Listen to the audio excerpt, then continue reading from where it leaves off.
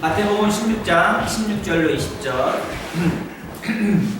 네, 한 절씩 교독합시다. 마태복음 16장 16절로 20절 제가 16절 먼저 읽겠습니다. 시몬 베드로가 대답하이르되 주는 그리스도시요 살아계신 하나님의 아들이시나이다. 예수께서 대답하여 이르시되 하나나 시몬아 내가 복이 있도다. 이를 내게 알게 한 이는 하늘이 아니요 하늘에 계신 내 아버지시니라. 또 내가 내게 이르노니 너는 베드로라. 내가 이 반석 위에 내 교회를 세우리니 음부의 권세가 이기지 못하리라.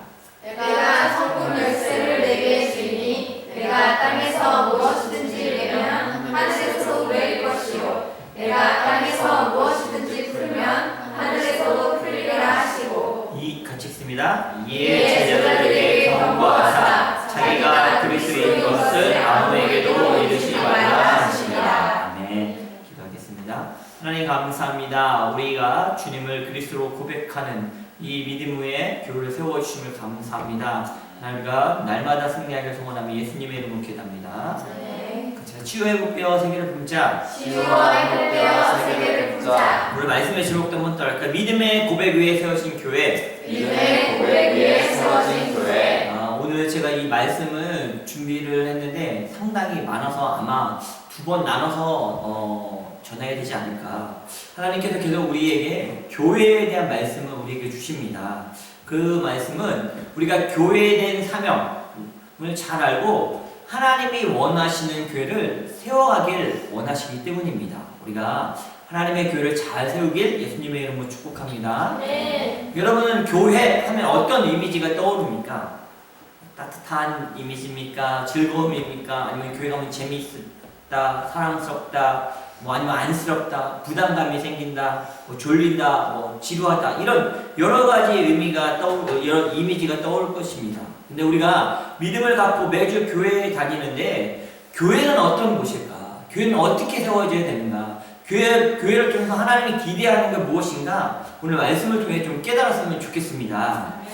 하나님이 직접 디자인하신 두 가지 공동체가 있죠. 제가 여러 번 반복하는데 반복한다는 건 그만큼 중요하다는 거죠. 하나님이 직접 디자인하신 공동체가 따라합시다. 가정과 교회이다. 그렇죠. 가정을 아담과 하와를 하나님께서 직접 디자인하여 만드셨고 교회도 하나님이 직접 디자인하고 만드셨습니다. 다시 말하면 가정과 교회는 우리 삶의 중요한 터전이고 복받는 자리이고 즐거움과 슬픔도 함께하는 곳입니다. 우리 삶의 가장 많은 시간과 생각과 헌신과 마음을 쓰는 곳이 가정과 교회입니다. 한번 따라합시다. 그래서 교회와 가정은 함께 이겨나가는 곳입니다. 함께 기뻐하는 곳입니다. 함께 즐거워하는 곳입니다.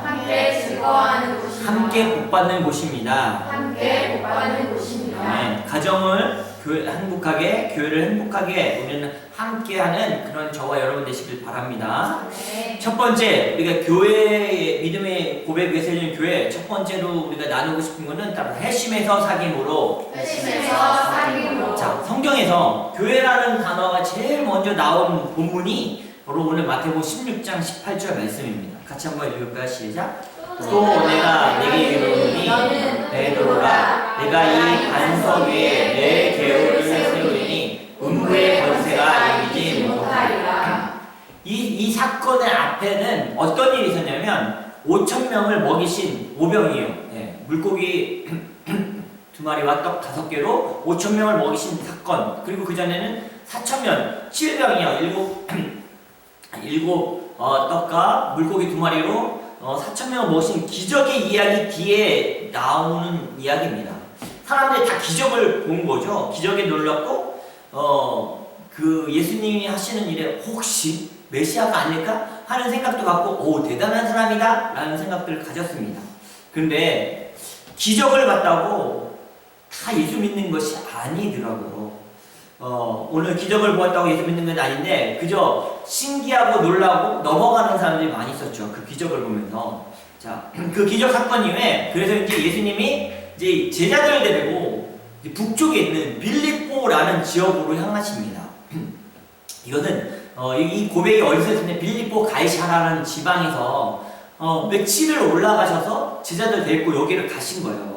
자, 그 사진 한번 보면 이게 빌보 가이샤에 있는 그 건물 있는 그러니까 그림을 그린 건데 이 가이샤라는 이 로마의 황제 카이샤르라는 그 단어를 뜻합니다. 그래서 다시 말해서 이 도시는 황제에게 바쳐진 도시예요. 필립이 이 황제에게 이 가이사를 섬기는 도시로 세운 거예요. 우리나라의 경주가 불국사 그런 그 경주 자체가 이제 불교의 도시처럼 이 지역은 황제를 섬기는 도시고 이렇게 황제 신전을 만든 거예요. 그래서 황제를 섬겨야 돼요.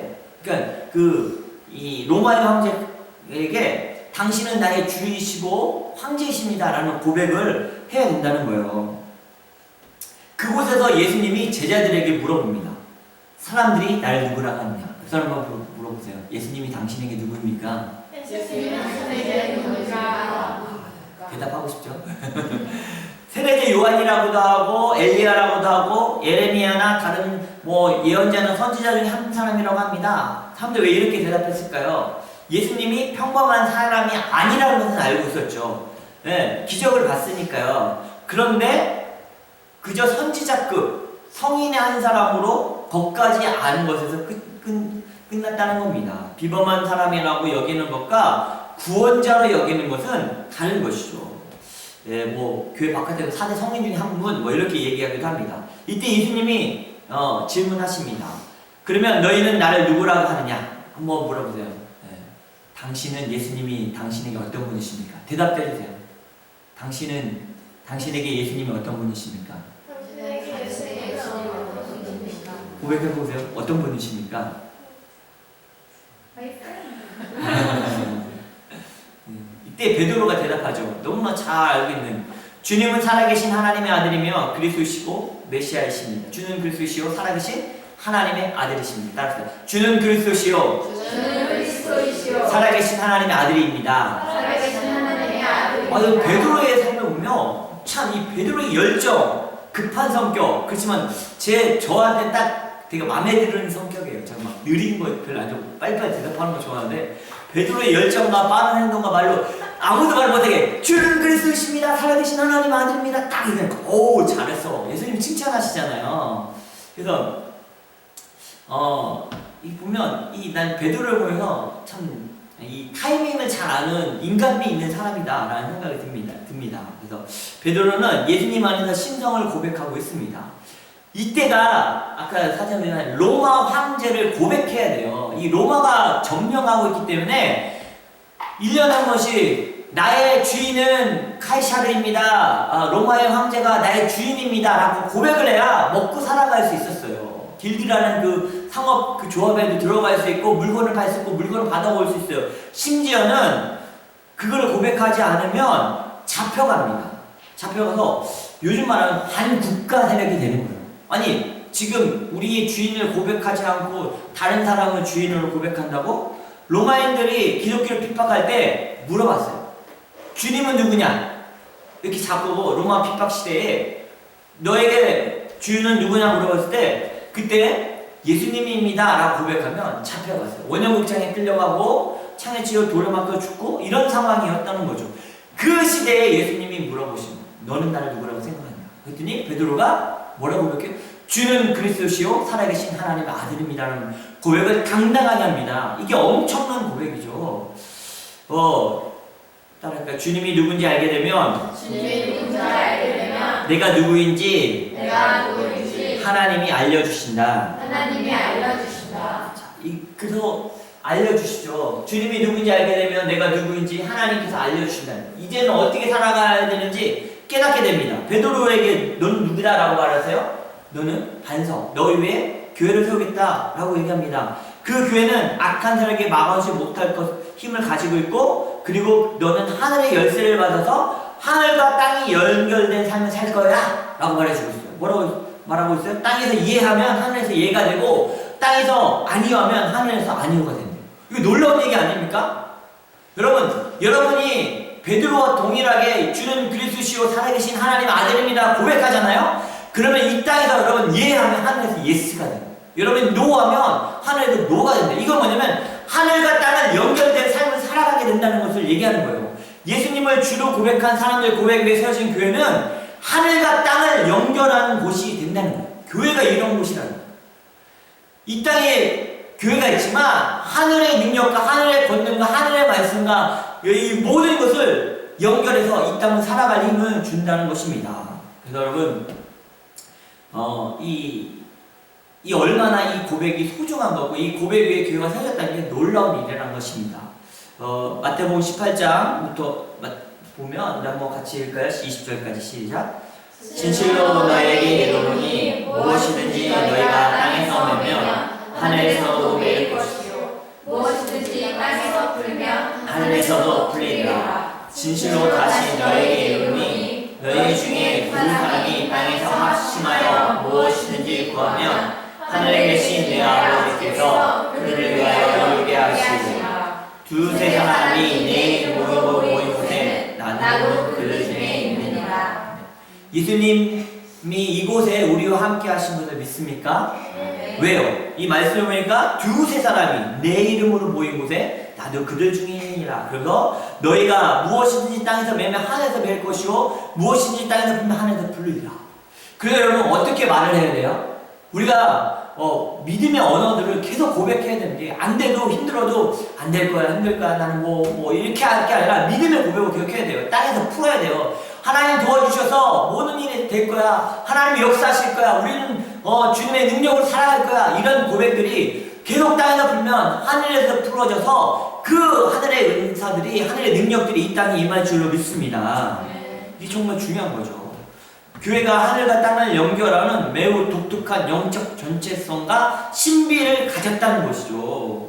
그래서 18절에 그 말씀하는 거죠. 하늘과 땅을 연결하는 곳이 바로 교회다라고 말합니다. 이 고백이 베드로의 고백에서 끝나고 베드로 너는 반석이니까 거기에 세울 거야. 이것은 끝나는 게 아니라 지금 오늘날 살아가는 우리들 예수님은 주이시오 그리스도시오 하나님의 아들입니다 고백하는 우리들 그 위에 교회가 세워졌다면 이 놀라운 역사가 동일하게 있을 줄로 믿습니다. 아까 우리 그림을 봤지만 사진을 봤지만 거기 보면 한번 보여주세요. 그 돌 막 반석 위에 세웠잖아요. 근데 너무 놀라운 거는 페트로 이게 반석이라는 거잖아요.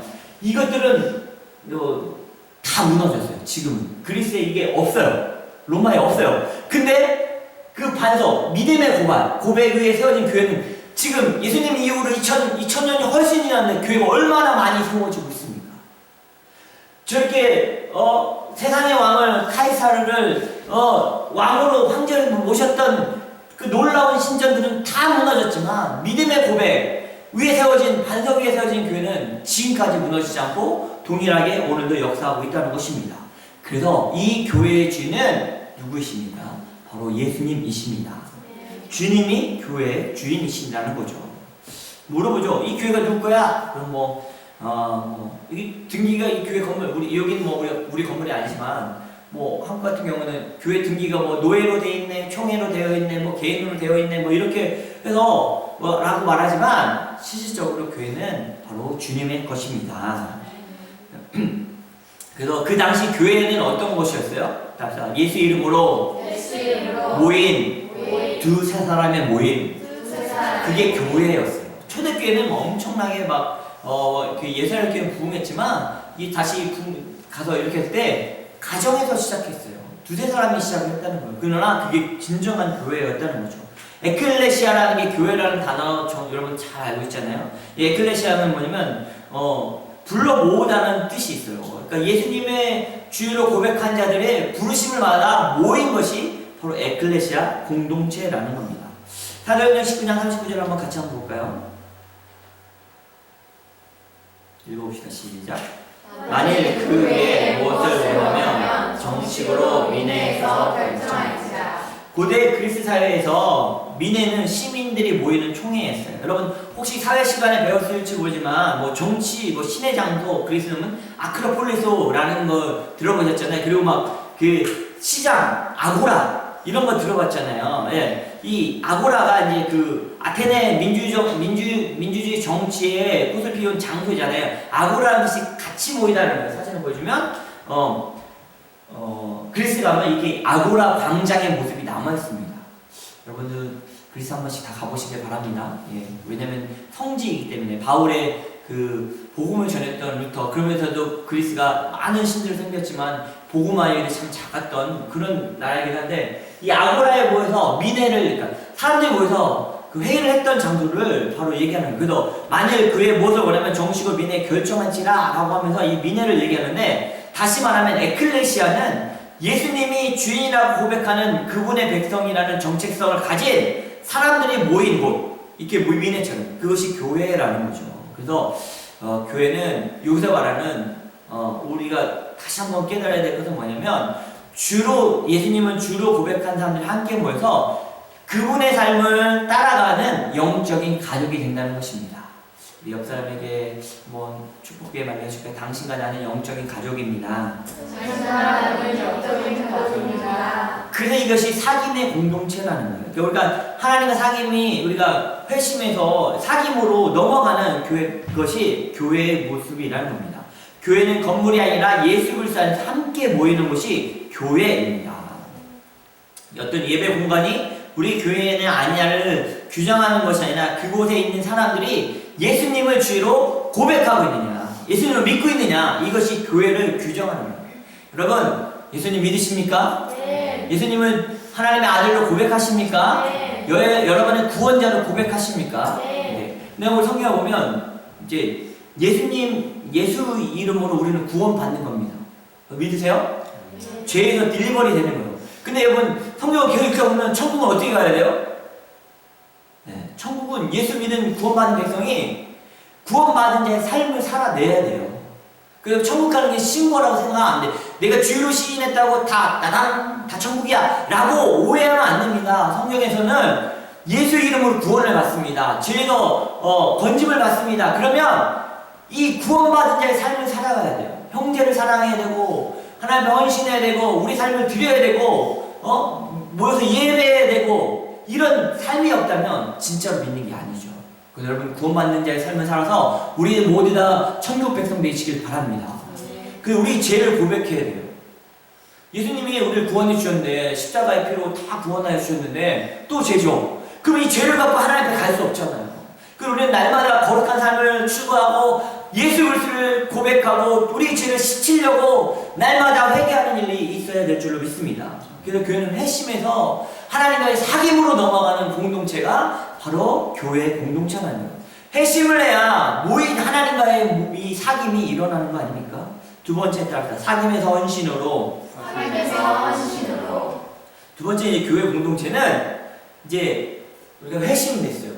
예수 믿는 자가 됐어요. 그러면 이제 거기서 이제 하나님과 관계가 회복되고 영적인 식구들과 이웃들과 이런 사귐이 일어났다면 이제는 사귐에서 헌신으로 가야 된다는 겁니다. 교회를 세워간다. 이것이 무슨 뜻일까요? 뭐가 도대체 교회를 세우는 것입니까? 수백 명이 모여도 그 안에 세상과 구별된 모습으로 예수님을 추구하며 살아가는 사람이 없다면 그것은 교회를 세우는 것이 아닙니다. 기독교 문화를 공유하는 사교 집단이라는 거죠. 종교 서비스 집단이 되는 겁니다. 교회가 문화 선교센터가 되고 교육 선교센터가 된다면 그건 성경이 말하는 교회가 아니라는 겁니다. 여러분, 우리 모두는 어떤 사람이든 교회 오는 걸 환영합니다. 그렇지 않습니까? 그 시작은 다 그렇게 하는 거예요. 여러분, 예수님 처음 믿었을 때 어때요? 믿음이 좋아서 막 처음부터 막 엄청나게 믿음을 갖고 했나요? 저도 막 교회 처음 왔는데 목사님이 얘기하면 에이 저거는 믿었는데 저건 거짓말 같아. 무슨 예수님이 무리를 걸으셨어. 아유 빠지지. 막 이런 생각이 들었었어요. 근데 점점 지나면서 성령의 은사를 체험하고 믿음이 생기기 시작하니까 다 믿어지는 거예요. 여러분 이런 단계를 여러분 다 경험하지 않습니까? 그래서 우리는 이런 사귐에서 이게 회심에서 사귐으로 가야 되고 사귐에서 헌신으로 들어가야 된다는 것입니다. 결국은 진짜 신앙은 예수님이 우리 중심에 계시고 예수님을 인하여 내 삶에 점점 주님을 닮아가는 것입니다. 따라합시다. 내 삶이 점점 예수님 닮기 원합니다. 이것이 진정한 교회의 모습이라는 거죠. 여러분, 사귐이란 무엇입니까? 만약에 부부가 서로 사랑하고 사귀었어. 근데 남편이 일주일 내내 다른 여자 만나고 바람 피워요. 제 멋대로 살다가 돌아옵니다. 그러고서 반성문서요. 내가 잘못해서 다른 여자 만나서 미안해 하고 또 나가서 또 바람을 피우고 다른 여자를 만납니다. 이게 진정한 사귐의 의미입니까? 아니죠. 이거는 진정한 사귐의 의미가 아니라는 거예요. 회심이라는 건 뭐예요? 방향을 바꾸는 것을 얘기하는 겁니다. 세상을 주인으로 살았던 삶이 이제는 하나님이 주님이 주인된 삶을 살아가는 것이 회심이라는 거예요. 그러면 회심에는 뭐가 따라오냐면 변화가 따라온다. 변화가 따라온다. 회심하면 변화가 일어난다는 거예요. 뭐 세상에서는 사람은 안 변한다고 해요. 그러나 예수 믿는 자는 변화가 일어날 줄로 믿습니다. 죄의 것들을 사랑했었는데 여러분 그렇지 않습니까? 여러분 돈에 대한 가치도 여러분 달라지지 않았어요? 예수님 믿기 전에는 나를 위해서 쓰고 내가 좋은 옷 입고 그렇게 기뻤는데 예수 믿고 나니까 또 가난한 자를 돕고 싶고 선교를 하고 싶고 또 내가 뭐 하고 싶은 것들 나누고 싶고 이런 세상이 아닌 주님의 가치로 살아가고 있지 않습니까? 회심이란 방향을 바꾸는 겁니다. 변화가 일어나는 거죠. 변화가 일어나지 않는다면 그는 온전한 교회로 가지 않겠다는 겁니다. 말씀대로 살겠다고 고백하고 한 주간 삶 속에서 그렇게 못한 것을 죄송하지 않아요. 여러분 저도 저를 포함해서 여러분 일주일에 정말 거룩하게 경건하게 사셨습니까? 그런 시간이 따지면 한 몇 분씩 있긴 하죠. 그래도 뭐 아침 새벽에 갈 때는 좀 약간 또 기도해야 되니까 또 뭐 말씀 읽을 때는 좀 그러니까 그랬다가 또 죄된 마음이 들어오고 우리를 유혹하는 것들에 있어서 막 무너지기도 합니다. 그럼에도 불구하고 계속 노력하고 애쓰는 몸부림치는 것이 온전한 회심자의 모습이라는 겁니다. 그것이 회심의 공동체, 교회 공동체이라는 것입니다. 그래서 우리는 그래서 이렇게 힘들고 어렵지만 서로 형제 자매라고 부르는 거예요. 교회 신비는 어린아이였던 그 사람도 잘 도와주면 어느새 자라서 청소년이 돼 청년이 되는 겁니다. 우리 지난주에 오셨던 우리 동행교회 이수원 목사님 뭐 전기 시작하지만 지금 위에서 예배드리고 있어요. 우리 장소를 지금 같이 나눠 쓰고 있는 거예요. 우리 주일학교 아이들은 주일학교 같이 들어가고 간식관도 같이 하더라고요. 이게 교회 아닙니까? 아 저기는 동행교회고 우리 세품교회니까 나눠야 돼. 뭐 저기가 뭐 이게 아니라 하나님의 같은 교회로서 같이 또 자라나도록 또 커지도록 기도해주고 도와줄 수 있는 거 도와주고 협력할 수 있는 협력하는 거. 우리는 예수 그리스도 주로 고백한 자들 아닙니까? 이것이 진정한 교회인 줄 믿습니다. 세 번째 달성 헌신에서 충만으로 회심했다. 그러면 사귐으로 가죠. 사귐이 있다 그러면 헌신을 하죠. 이제는 헌신된 삶에서 충만한 삶으로 가야 된다는 겁니다.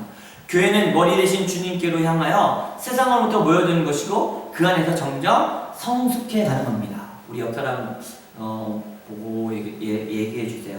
예수님 안에서 성숙해지세요. 예수님 안에서 성숙해지세요. 한 번 더 합니다. 영적으로 성숙해지세요. 영적으로 성숙해지세요. 인격적으로 성숙해지세요. 인격적으로 성숙해지세요. 마음도 성숙해지세요. 마음도 성숙해지세요. 이걸 뭐라고 해요? 전인격적인 성장이라고 말을 하는 거죠. 우리가 헌신되어진 사람이라면 우리 변화가 일어났다면 우리 이제 성장된 사람이 되어야 된다는 거예요.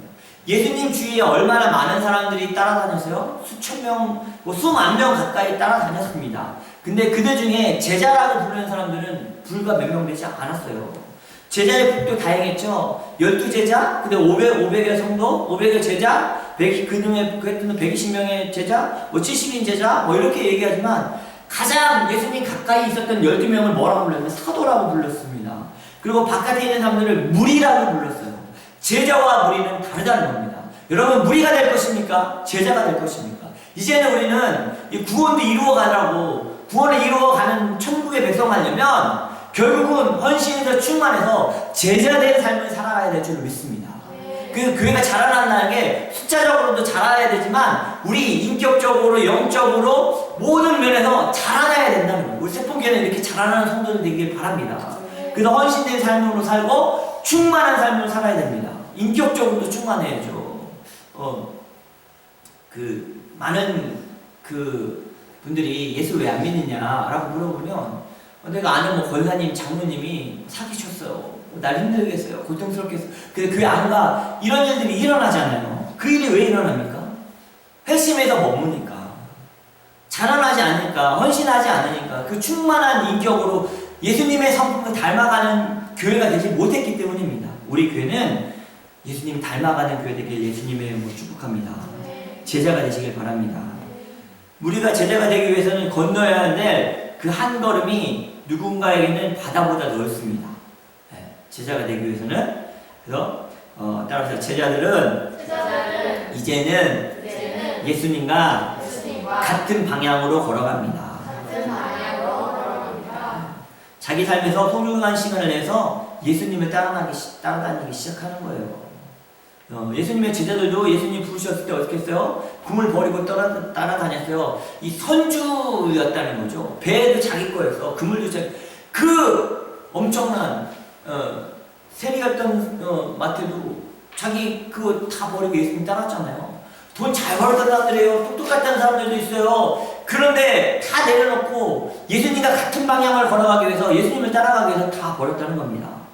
그래서 여러분, 시작할 때는 결단들이 필요합니다. 나의 세계로 주님의 세계로, 나 중심에서 하나님 중심으로 변하는 것은 예수님이 주인된 삶을 살아갈 때, 그런 충만한 삶이 있을 때 일어날 줄로 믿습니다. 그래서 우리가 이런 주님이 원하시는, 그래서 숫자적으로도 부흥하고 인격적으로도 부흥하고 그 다음에 질적으로도 부흥하고 그런 일들이, 그래서 진정한 교회, 그냥 모임이 좋아서 사귐이 좋아서는 시작할 때는 그렇지만 정말 이제는 예수님께 헌신된 삶을 살아가는 그런 교회 되시길 예수님의 이름으로 축복합니다. 찬양하고 하나님의 부르심.